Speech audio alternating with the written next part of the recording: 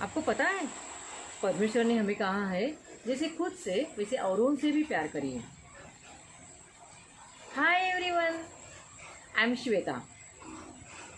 एक दिन एक डॉक्टर रास्ते से जा रहे थे तो उन्होंने देखा वहाँ पे एक भिखारी बैठा है जो भीख मांग रहा है। उन्होंने उस भिखारी को बहुत ही गौर से देखा और उन्हें लगा कि ये भिखारी भीख क्यों मांग रहा है, क्योंकि वो तो भला चंगा दिख रहा है। उन्होंने उस भिखारी को भी कहा कि भाई भीख क्यों मांग रहे हो, आप तो भले चंगे दिख रहे हो, कोई काम क्यों नहीं करते। भिखारी ने कहा भाईजान आपके पास तो सब कुछ है, आप पढ़े लिखे हो, घर है, नौकरी वगैरह होगी, इसीलिए आपको लगता है कि मेरे पास भी सब कुछ होगा, लेकिन मेरे पास ऐसा कुछ है नहीं, इसलिए मैं भीख मांग रहा हूँ। दे दो ना, कुछ तो दे दो, सुबह से कुछ नहीं खाया है। डॉक्टर ने कहा चलो मैं आपको एक जगह लेके जा रहा हूँ। भिखारी खुश हुआ कि उसे कहीं जाने को मिल रहा था। डॉक्टर ने एक गाड़ी को रोका और उसे कहा चलो। उस गाड़ी में उस भिखारी को बिठाया। भिखारी बहुत ज़्यादा खुश हुआ क्योंकि उसको गाड़ी में बैठने को मिला था। फिर वो दोनों एक जगह पे गए। वहाँ जाने के बाद उन्हें भिखारी को गाड़ी से नीचे उतारा। सामने एक बहुत बड़ी बिल्डिंग खड़ी थी। वहाँ पे डॉक्टर उन्हें लेके गए और वहाँ लेके जाने के बाद एक रूम में जब वो भिखारी को लेके गए तो भिखारी ने देखा कि वहाँ पे बहुत सारे लोग एक बेड पे सोए हुए हैं। वो एक हॉस्पिटल का वार्ड था। डॉक्टर एक आदमी के पास उसे लेके गए और उसे कहा देखो इसको एक हाथ नहीं है, क्या आप आपका एक हाथ इसे दे देंगे, इसके बदले में ये आदमी आपको 3 लाख रुपए दे देगा। भिखारी बहुत ज़्यादा खुश हुआ। 3 लाख एक हाथ के बदले? उसने कहा हाँ क्यों नहीं, मेरे पास तो 2 हाथ है, उसमें से एक हाथ अगर मैं उसे दे दूँ तो भी मेरे पास एक हाथ बचेगा ना, और उसके बदले में मुझे 3 लाख मिलेंगे। उसने तुरंत हाँ भरी। डॉक्टर ने कहा ठीक है, और भी आपको पैसा मिल सकता है, चाहिए? तो भिखारी ने कहा हाँ क्यों नहीं, 3 लाख तो मिले हैं, और ज़्यादा मिलेंगे तो और मैं कुछ और ज़्यादा करूँगा। फिर वो थोड़े आगे चले गए। वहाँ पे एक आदमी था जिसका एक पाँव नहीं था। डॉक्टर ने कहा देखो इसके पास एक पाँव नहीं है, क्या आप आपका एक पाँव इसको दे देंगे? तो भिखारी ने दोनों को देखा, उस आदमी को देखा, खुद के 2 पाँव को देखे और फिर सोचा कि मेरे पास तो 2 पाँव है, इससे अच्छा मैं एक पाँव अगर इसके दे दूँ तो मैं एक पाँव से तो चल ही सकता हूँ ना, दूसरे हाथ में मैं लकड़ी लेके चलूँगा। डॉक्टर ने कहा कि क्या सोच रहे हो, दे दोगे? भिखारी ने कहा हाँ दे दूँगा ना, उस 2 पाँव के बदले में मैं एक पाँव उसे दे दूँगा, इसके बदले में ये मुझे कितने लाख देगा? तो डॉक्टर ने कहा 5 लाख देगा। भिखारी खुश हुआ, 3 लाख और 5 लाख 8 लाख हुए मेरे पास। भिखारी बहुत ज़्यादा खुश हुआ। फिर डॉक्टर बोले कि खुश हो कि और चाहिए? तो भिखारी ने थोड़ा और सोचा और भिखारी ने कहा कोई मिलेगा? डॉक्टर ने कहा हाँ क्यों नहीं। तो आगे चले गए तो वहाँ पे एक अंधा आदमी बैठा था। उन्होंने कहा देखो इसके पास तो दोनों आँखें नहीं है, क्या आप आपकी एक आँख इसे दे देंगे? भिखारी ने कहा हाँ दे दूँगा ना, लेकिन मुझे अब ज़्यादा पैसा चाहिए।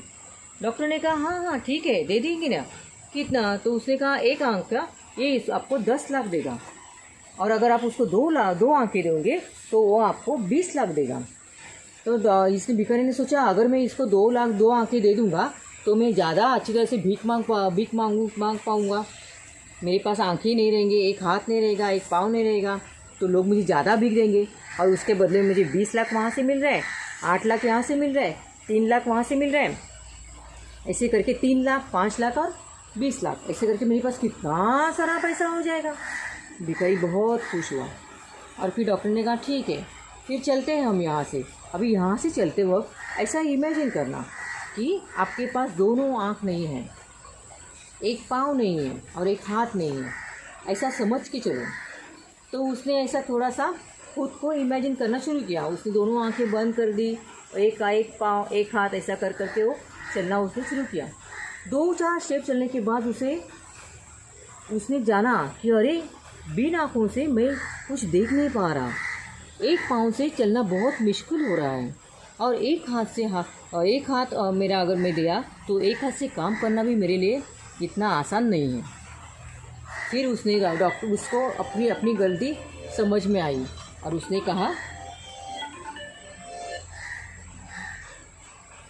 कहा कि नहीं डॉक्टर साहब, मुझे पता चला आप मुझे क्या समझाना चाहते हो।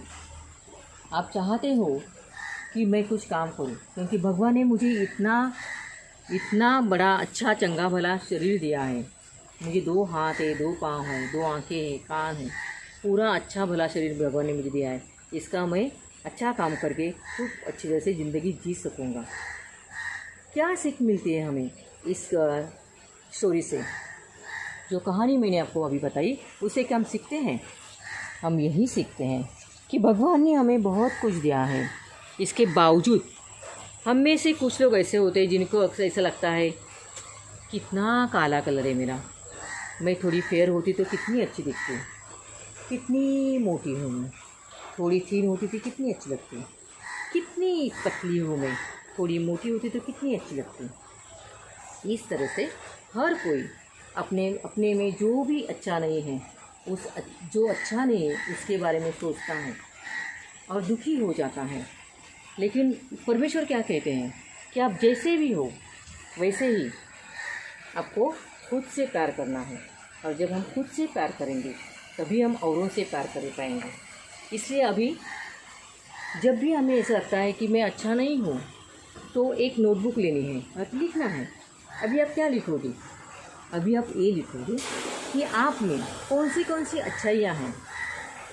आप अच्छा गाते हो, आप अच्छा बोलते हो, आप जो भी पढ़ते हो आपके तुरंत ध्यान में रहता है, या आप ज़्यादा एनर्जेटिक होते हो। जो भी अच्छाइयाँ हैं वो सब लिखिए। और जो अच्छाइयाँ नहीं हैं, जैसे आपको ज़्यादा जल्दी गुस्सा आता है, या आपको पढ़ाई करना अच्छा नहीं लगता है, जो भी हो वो भी लिखो कि आपको लगता है कि मुझे ये चेंज करना चाहिए, ये मुझ में अच्छी बात नहीं है। और जो मुझ में अच्छी बात है उसे भी लिखना। तो जब आप आपकी अच्छी बात लिखोगे और जो अच्छी बात नहीं है उसे भी लिखोगे, तो आपको लगेगा कि नहीं, ये बात मेरी अच्छी नहीं है, तो मैं क्या करूँगा, इस अच्छी नहीं बात को मैं अच्छी बातों में बदलने की कोशिश करूँगा। ये एक बात हुई। और दूसरी बात ये भी हुई कि अगर हम किसी को हम अगर किसी की खिल्ली उड़ाने चाहते हैं, किसी के बारे में अगर हम सोचेंगे कि कितनी काली है, कितनी मोटी है, कितनी पतली है, तो ये बोलना हम छोड़ देंगे। या कोई गुस्सा करता है तो उसके पीछे का रीज़न ढूंढना हम शुरू करेंगे। किसी को भी हम जज नहीं करेंगे, क्योंकि अभी हमें पता चला है कि हर एक में कुछ अच्छी क्वालिटीज़ भी हैं। अगर कुछ एक आध दूसरी बुरी क्वालिटी जो हमें अच्छी नहीं लगती, इससे हम किसी को बुरा नहीं ठहरा सकते। इसीलिए पहले क्या करना है, पहले खुद को सुधारना है। पहले खुद में जो अच्छी क्वालिटीज़ है उसको गिनना है, और जो नहीं है उसको सुधारने की कोशिश करना है।